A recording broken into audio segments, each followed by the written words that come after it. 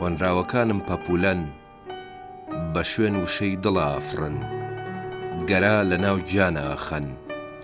لە دەروونە وچانەگرن.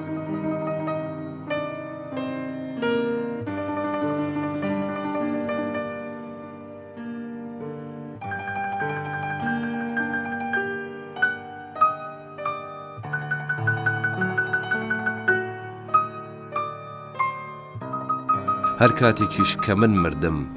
دوای خۆم بۆ ئێوە و کوردستان، هەندێک شیعری نازدار و جوان بەجێ دێڵم. میوانێک هاتووە پاییزە میوان، وەک کزە باریکە و وەک تەیری ئەسمانی دوای ئەنفال بێناوە نیشانە. مردن ئێجگار بەو شێوەیە ترسناک و خەتەر نییە وەکو خەڵکی باسیەکەن. من بە باوکما ئەزانم. کێژە زاونێ و پەنجەکانی تۆ ئەگەلانم بۆ کێش. من نامەوێت لە هیچ کام لە گرد و گردۆڵکەکاندا بنێژرێم کە دیارن و ناویانە برێ.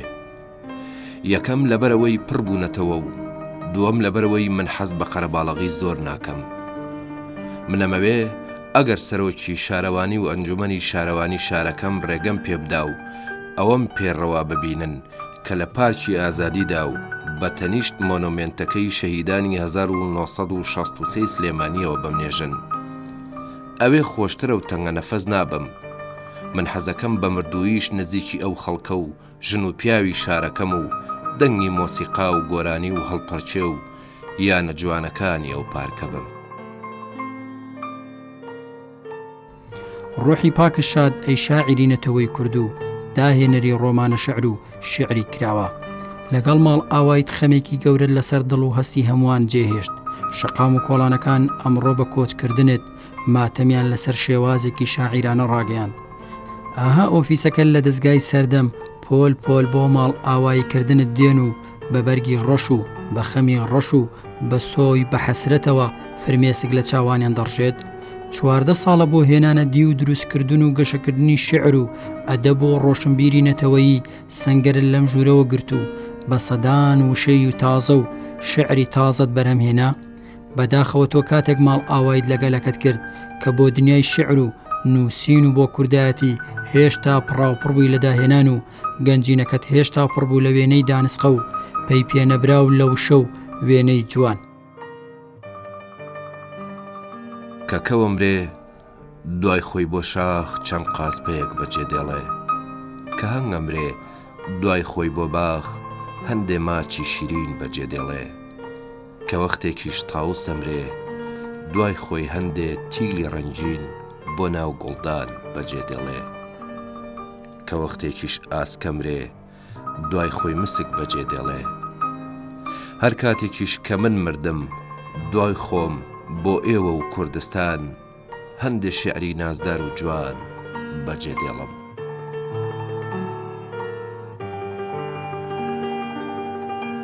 کاکشێکۆ ئەگەر ئێمە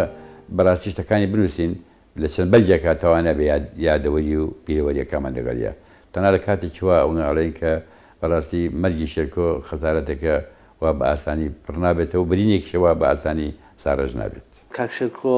جگەلەوەی لە یادەوەری ئێمایە وەک پەیوەندیە کۆمەڵایەتیەکان وەکولانی ئۆفیس و کارکردن پێکەوە بەدیوی کەشە لە یادەوەری شاری ئێمایە. من یەکێکم لەوانەی کە لە سەرتا شتەکانەوە عجابێکی زۆرم بە شاری ئەم پیاوە هەبوو و نەک بۆ من بەڵکە کاکشێرکۆ لە هەشتەکانەوە بۆ ئێمە ئەو ماڵە ئاڵتونیە بوو کە ئەبوو بۆ ئەوی بەردەوام بیت بە ماڵەکەی ئەوە تێپەڕین. ئەوە حقیقەتێکە کە ئینکاری لێ ناکرێ. کاکشێرکۆ یەکێکە لەو دیاردانەی کە زۆر درەنگ دووبارە ئەبنەوە، زۆر درەنگەویش ئەگەر دووبارە ببنەوە لە دنیای ئەدەب و داهێنانەوە تایبەتی لە دنیای شیعرە. و ئەوە حقیقەتێکە دیسانەوە نکۆڵی لێ ناکرێت کە کاکشێرکۆ بەڕاستی ئەتوانم بڵێم تاقە شاعیر بووە بە بەراورد لەگەڵ زۆربەی شاعیرانی ترا لەگەڵ ڕێزما بە هەموو شاعیرانی ترمە بەستم بۆ نییە لە شانیان کەمکەمەوە بەڵام ینی کاکشێرکۆ تاقە شاعیر بوو کە بەردەوام بووە لە شعر نووسینە بەردەوام بووە لە بەرهەما لە داهێنانە یعنی نەک ساڵ نەبووەوە ئینەما مانگ نەبووە شعر نەنووسێ کە ئەمە بەڕاستی حاڵەتێکە لای کەم شاعیر هەیە ئەزمموی شعری شێرکۆ بێکەس ئەزممونێکی ئەوەندە پڕە ئەوەندە بەرزە ئەوەندە لە ترۆپکایە کە بەڕاستی وەصفکردنی وەکو ئەدیب شتێکی یەکجار زەحمەتە. کۆچی دوایی ئەم شاعرە مەزنە مناسبەیەک بێت بۆ ئێمە بیر لەو هەموو ڕابردووی خۆمان بکەینەوە کە تێکەڵ بووە بە تایبەتی ڕابردووی ئەو تێکەڵ بووە بە شەعر و ئەدەب و وێژە و پێشمەرگایەتی و ئاواری و گەشەدان بە کەلتوری کوردی و کوردستانی بوون و ئەم مەسەلە پێم وایە ئەمە مناسبەیەکە بۆ ئەوەی بتوانین هەموو ئەم مەسەلانە بێنینەوە بەرچاو و وێنایشتر بۆ مەسەلەکە دروست بکەین. لەوێ مەمرە نەبای ئەوێ تۆ ناسێ و نەمەلێکی و نە ئاوی ئەوێ شەزانێ تۆ لە کام بەفری شاخانی لەوێ مەمرە جانی جانان کێ نایزانێ گڵی ئەوێ عاشق بڕە و مەیل بڕە و هەر بیر چوونەوەی تیاڕوێ کێ نایزانێ تۆ تەنیاییت بە شێوە بێ یا بەڕەنگ یا بە گەڵاو یا بەلاسک هەر لە درەختی شەوانی ئێرە چێ تۆ تەنیاییت لە پاییزە هەژارەکەی سلەیمانی و تۆ تەنیاییت هەر لە تەنیایی خوای ئێرە و لە کۆترەشینکەی کەسیرەی بەر پڕوشەی ئێواران و لە ئەرخەوانی بێخەوی سەیوانە چێ لەوێ مەمرە و نە غەریبی غەریبتر و نە تەنیایی تەنیاتر و نە بێکەسیم بێکەسترکە لەوێ مەمرە جانی جانان لەوێ مەمرە.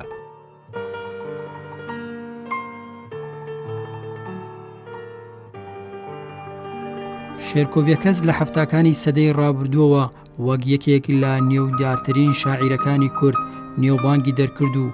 یەکێک بوو لە دامەزرێنەرانی ڕەوتی ڕوانگە لە ئەدەبی کوردیدا و لە ئەدەبی بەرگریشدا ڕۆڵێکی گرنگی هەبووە. هەروەها لە دوای ڕاپەڕینش دەستگایەکی گەورەی چاپ و بڵاوکردنەوەی دامەزراند بە ناوی دەستگای چاپ و بەخشی سەردەم کە دواتر بووە دەستگایەکی هەرە گرنگی بڵاوکردنەوەی مەعریفە و بە سەدان کتێب و بڵاوکراوە لەم دەستگایەوە چاپ و بڵاوکرانەوە و خودی دەستگاکەش بوو بە پشتیوانیەکی گەورە بۆ نووسەران و ئەدیبان و ڕۆشنبیران.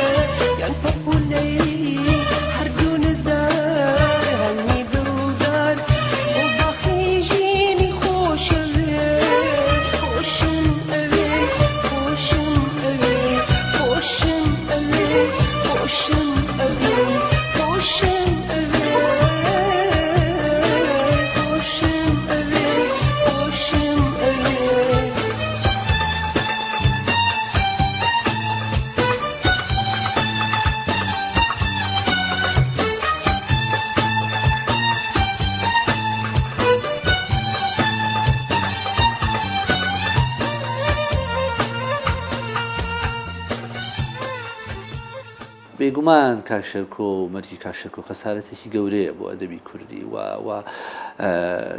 کاکشێرکۆ و شاری ئەو کە بۆ خۆی یەکێک بوو لەو شاعرانەی کە بەشی شێری بەرەکەوێت لە دروستکردنی جۆرێک ئەخلاقێتی شۆڕژێرانە لە ئەدەبی کوردیا ئێمە تێڕوانینمان بۆ ئەو ئەخلاقێت و دروستکردنی پەیامە لە ئەدەبە هەر چۆنێک بێ بەڵام ئەو بە پێی ئەو قۆناغی کە تیا ژیاوە و پراکتیکی کردووە پیاوێک بوو دروستکەری گەورەی ئەخلاقێتێک بوو کە پێڵێن ئەخلاقێتێکی شۆڕژێرانە لە ئەدەبی کوردیا بێگومان شێرکۆ بێکەس لەوانە بووە کە بەردەوام بەخشیشێکی گەورەی هەبووە بەخشیشە گەورەکەی ئەوەی چ بۆ زیندوو چ بۆ مردوو زۆربەی پێشمەرگەکانی ئێمە کە شەهید بوون تا ئێستاش کێلەکانیان شعری شێرکۆ بێکەسی پێوەیە زۆربەی ئەو پێشمەرگانە لە دەرەوە کەشکۆڵی پێشمەرگا ئەوەندە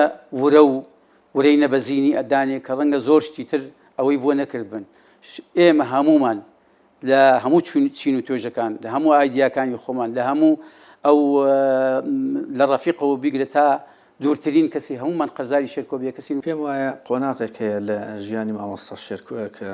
کەمترین بایەخی پێدراوە یاخود کەمترین جار لەسەری نووسراوە ئەویش من ناوی ئەنێم قۆناغی بەرگەڵوو قۆناغی بەرگەڵوو ئەو قۆناغەیە کە ئەو وازی لە سلێمانی هێنا هات بۆ گوندی بەرگەڵوو لە دۆڵی جافەتی لە وێنشتەجێ بوو ئێمە ئەو کاتە بارەگای ڕادیۆ دەنجگەلی کوردستان بووین ئەو هاتە لای ئێمە نزیکەی ساڵێک لەوێ مایە بەڵام زۆربەی کات لای ئێمە بوو بارەگاکەشی هەر لای ئێمە بوو بەڵام ئەچوو بۆ بارەگاکانی تریش من پێم وایە ئەو قۆناغێکی زۆر بنەڕەتیە لە گەشەکردنی شعری ئەو لەو قۆناغەدا من پێم وایە توانی دووشتی زۆر گرنگ بکات یەکیان ئەوەیە کە بناغەیەکی زۆر پتەوی بۆ ئەوەی کە ئەکرێپی بووترێ شعری شۆڕژێرانە دابن کاکشێرکۆ لە مێژووی ئەدەبی کوردیە ڕۆڵی کاریگەری هەبووە دیسانەوە لە گۆڕینی ڕەوتی ئەو شێعرە هەر لە سەرەتای دامەزرانی ڕوانگەوە تا دواتر و هەندێک شتن کە باسەکرێن بەڕاستی تایبەتن بە شێرکۆ بێکەس وەکو شاعری بۆ نمونە لە شعری کوردیا توانم بڵێم شێرکۆ بێکەس یەکەم کەس بووە کە پۆستەرە شعری داهێنا جگە لەوە شێرکۆ بێکەس یەکەم کەس بووە کە لە شعری کوردیا ڕۆمانە شعری نووسیوە جگە لەوە شێرکۆ بێکەس یەکەم شاعیر بووە کە توانیوێتی ئەوەی کە ناوی خۆی ناوێنە دەقی واڵا یا دەقی کراوە دابهێنێ و ئەو ژانرانە تێکەڵ بە یەکتری بکە هەوڵم داوە زاتی خۆم لە ناو زاتەکانی تراپتیۆنم وایە بە پێچەوانەوە چونکە یەکێک لەو خەتەرانی کە ئیستا لەم ڕۆژگارانە تووشمان بۆ بەتووشیەوە ئەوەیە کە بەشێک لە هونەرمەندان و ئەدیبان وا ئەزانن زاتی خۆیان جیاوازە لە زاتی تر بەشێک لەو ماساتە ئەوەیە کە بە تەنها بۆ خەمێکی پسکۆلەی خۆی ئەنووسێ لە کاتێکا من خەمەکانم دابش کردووە خەمەکانم توانۆتەوە لە ناویەکە چۆنی ناوەنی ناو بنێ نووسینی قەسیدەی کۆ چەروە هەتا قەسیدەکانی دوای ئەوە داستانی هەڵۆی سوور کۆمەڵی قەسیدەی تر ئەمانی ئەنفال گۆڕستانی چراکان دەربەنگی پەپولە دووسرودی چێوی خاچ و مار و ڕۆژمێریش هەمویان تێک ڕاپەیوەندیان بە ژیان و بینینی خۆمەوە هەیە شاکارەکانی تریفەی هەڵبەست و خاچ و مار و ڕۆژمێری شاعیرێک و دەربەندی پەپولە و ڕنگدان و کورسی و گۆڕستانی چراکان و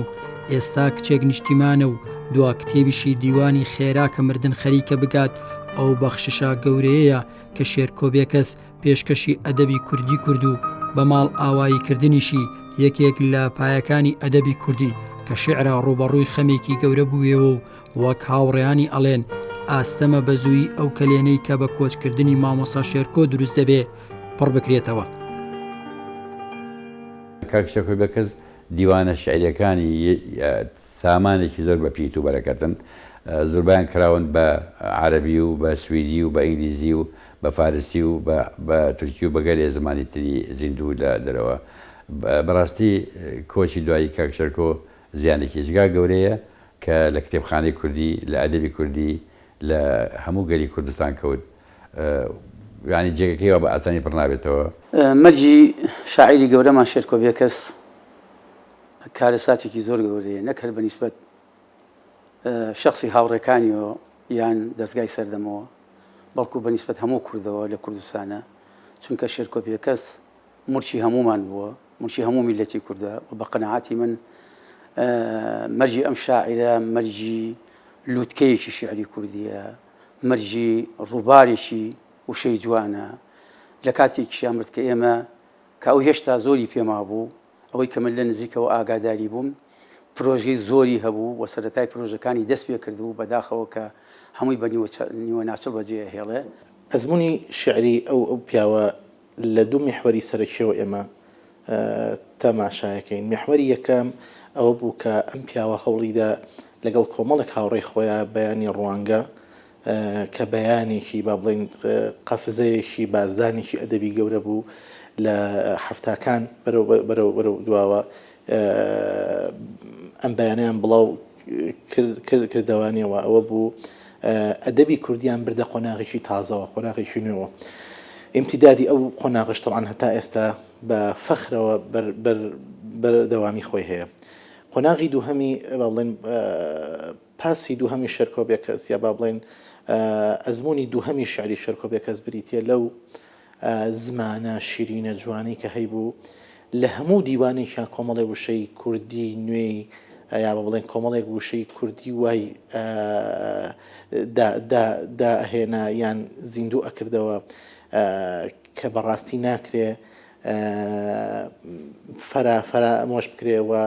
بە قەناعەتی من دەکرێ فەرهەنگی شێرکۆبێکەس فەرهەنگی زمانەوانی شێرکۆبێکەس دابنرێ باو نازانم تۆ من بۆ خۆم 4 باڵم هەیە یەکێکیان بایەکی ئامەد پێی بەخشیوم بۆ ئەوەی شەعرم هەمیشە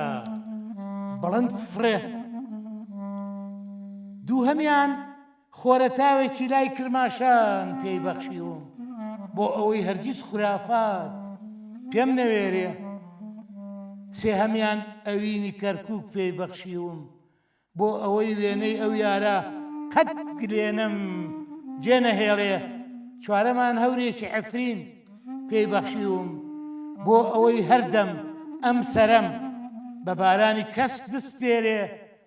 4 گوێچی لەو تەنها یەک دڵ 4 جۆگە لەو تەنها یەک زێ 4 تەلان و یەک دارستان نازانم تۆ من بۆ خۆم 4 باڵم هەیە و بەڵام هەر تاقە یەک ئاسمان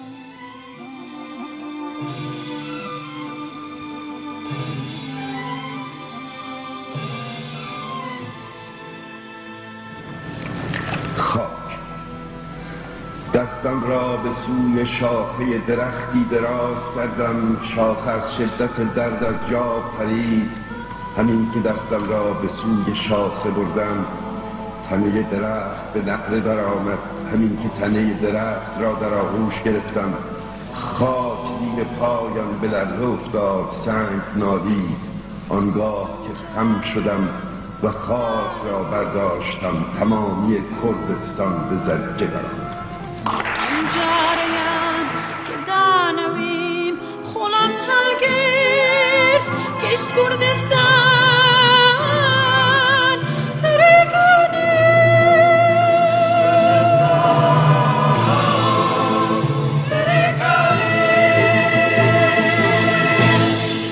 شعرەکانی مامۆستا شێرکۆبێکەس تەنها لە دنیایەکی دیاریکرا و لۆکاڵیدا قەتیسیان نەخوارد بەڵکو بە درێژایی ئەو ماوەیی کا شعرەکانی لە کتێبخانەی کوردیدا لە نەشونما و باڵاکردندا بوون هەندێک لە شعرەکانی وەرگێڕاونەتە سەر زمانەکانی جیهان وەک زمانی عەرەبی و تورکی و فارسی و ئینگلیزی و سوئیدی و دانیمارکی و فەڕەنسی و ئیتاڵی و ئەڵمانی لێرەشەوە شعرەکانی شێرکۆبێکەس ناوچەییان تێپەڕاند و خودی خۆشی بوو بە یەکێک لە شاعیرە ناودار و نێخوازەکانی کورد کە بە درێژایی 73 ساڵی تەمەنی لە چەند ویزگەیەکدا گۆڕانکاری گەورە بەسەر شعرەکانی داهاتووە.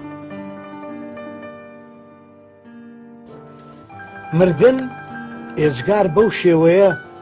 ترسناک و خەتەر نییە وەکو خەڵکی باسیەکەن من بە باوکما ئەزانم 6 ساڵ لە لای مردنە و دوێنێکە هاتەوە ماڵێ گۆڕانی وانە گۆڕابوو کە ئێمە نەیناسینەوە. ڕاستە مردن دەم و چاوی هەندێک شعری تا ڕادەیەک پیر کردبوو. ڕاستە مردن هەندێک چلچولۆکی تازەی قسوە نێو قسەیەوە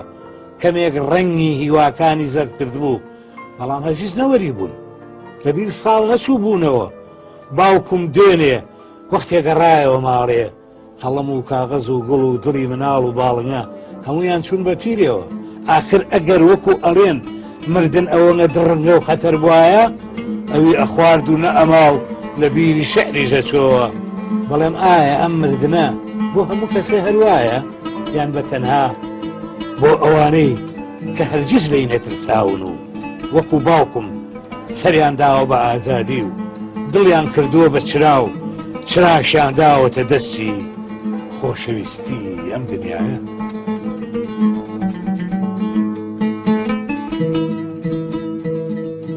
دلالو دلالو دلالو هەستەوە بەفر بیستی هەلە دوڕا لە شاهۆوە بەرەو ژیلوان کلو کلووە کەوتنە ڕێ گوڵان بیستیانە لە دوڕا لە هەولێر و سابڵاخەوە لە قامیشلی و بۆتانەوە بەرەو گوڵدانی دڵەکە چەپک چەپک وا کەوتنە ڕێ دەلالۆ دەلالۆ ئەستەوە دەلالۆ دەلالۆ هەستەوە تۆ زریانی و سواری ئەسپەشیەکەت بەواخ دەلالۆ دەلالۆ دەلالۆ دەلالۆ دەلالۆ دەلالۆ دەلالۆ ئەستەوە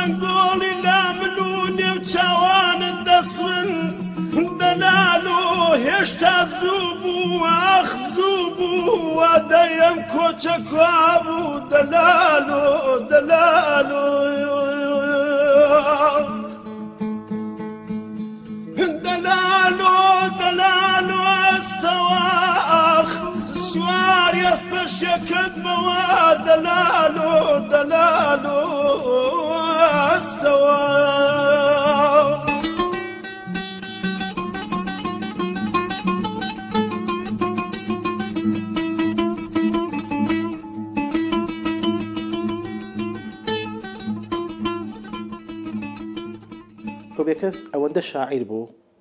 کە نەک تەنها ئەدیب و نووسەر و ڕەخنەگر و خەڵکی خۆمانوک و کورد، ئەدیبەکانی دنیاش بە شێوەیەکی گشتی سەر سامپۆن پێی هەزانی. یعنی مەسەلەن ئێمە دیوانی شێرکۆمان کردووە بە زمانی عەرەبی، ڕەخنەگری عەرەبی دەسەوستان ماون لە بەردەم گەورەی ئەم پیاوەیە. شعرەکانی کراون بە زمانی ئیسپانی بۆ نمونە کراون، بە تورکی کراون، بە ئینگلیزی. ڕەخنەگرانی هەموو ئەو گەلانە دەسەوستان ماون لە بەردەم گەورەی شعری شێرکۆبێکەسا، لە بەردەم خەیاڵی شعری شێرکۆبێکەسا. لە قۆناغی بەرگەڵووەوە ئەو بناغەیەکی دانا بۆ هەنگاونان بەرەو بەجیهانی بوون. لەوێوە ئێتر وردە تێکەڵ بوو بە هەندێک لە پێشمەرگە عربەکان کە بەشێک لە شعرەکانیان تەرجەمە کرد و پاشان لە ئێمە ڕەنگە چاپ نەکرابێت یاخود ئەگەر چاپش کرابێت بە تیراژێک کەم بڵاو بوو بێتەوە بەڵام پاشان ئەمانە یارمەتی دەربوون کە لەگەڵ خۆی بیبات بۆ سووریا و پاشان بیبات بۆ وڵاتانی تور لەوێ چاپیش بکرێن ئەمە سەرەتایکی زۆر گرنگ و بۆ ئەوەی لە سنووری لۆکال دەرچێت و بچێت بۆ جیهانێکی بێسنوور من پێم وایە ئەم قۆناغە زۆر گرنگ و بەتابێت کە لەم قۆناغەدا مامۆستا شێرکۆ توانی بووی لە دۆڵی جافەتی جموجوڵێکی ڕۆشنبیری گەورەش دروست بکات توانی بووی شعر وەکو چەک وەکو پێشمەرگە لە ناوچەکەیە بناسرێت شێرکۆ بێکەس بۆ من هاوڕێکی سل ساڵەیە کە لە زۆر خۆشی و ناخۆشیە بەشداری یەکتریمان کردووە و زۆر شتمان بەیەکەوە کردووە چ لە ناو شۆڕشە چ لە شارە و بە تایبەتیش 14 ساڵە ئێمە لە دەستگای سەردەما پێکەوە کارەکەین ئاگامان لە هەموو کارەکانی یەکتریە و لەگەڵ ئەنجومەنێکە ئیشەکەین کە بە هەمومان کاروباری ئەم دەستگایە بەجێ ئەهێنین و بێگومانم خەرمانێکیش لە سەقافەت و ئەدەب و کتێبی جوان لە دەستگاکە بڵاو بۆتەوە جوانی کاک شێرکۆ لەوەیە کە ڕیسکێکی گەورەی کرد بەوەی کە هەموو داهێنانی خۆی و توانای داهێنانی خۆی بەخشی بە پرسیاری کورد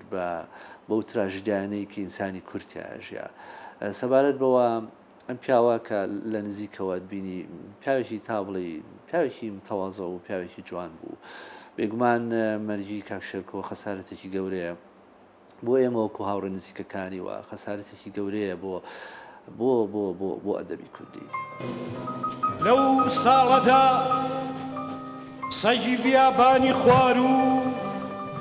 گورجی بیابانی خوار و بە تازەیی ئەوەمە کوردیان خواردبوو خۆیان لە کۆنە بەرماوەی هەلوداڵ و لە لاشی تۆپی و لا ئەدا لەو ساڵەدا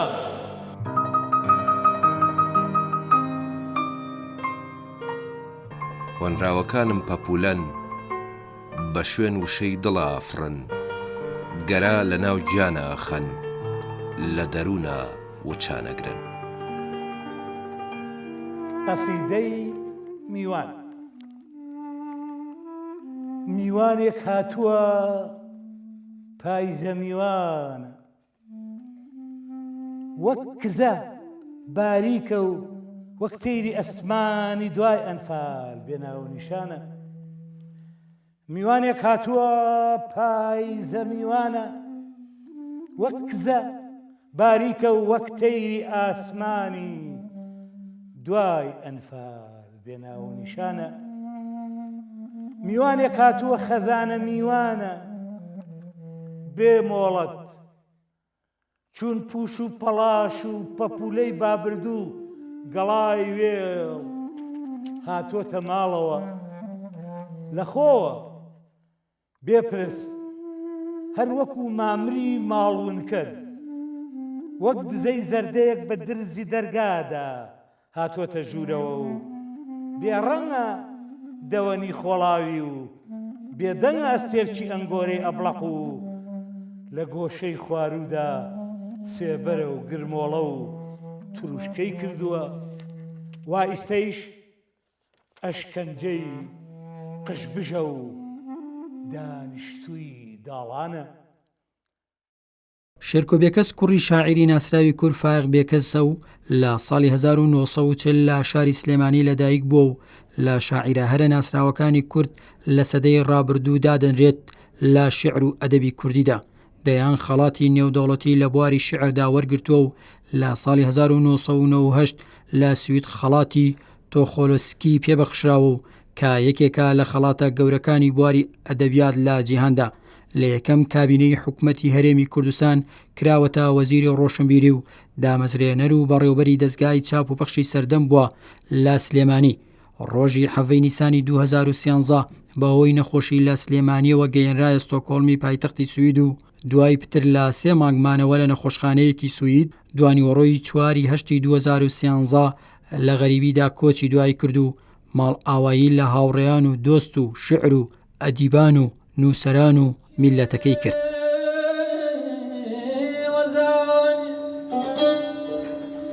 ئەوە چاوداموشێ ئەو شیعرانم بە زیێواداتێ کێژە زاونێ و پەنجەکانی تۆ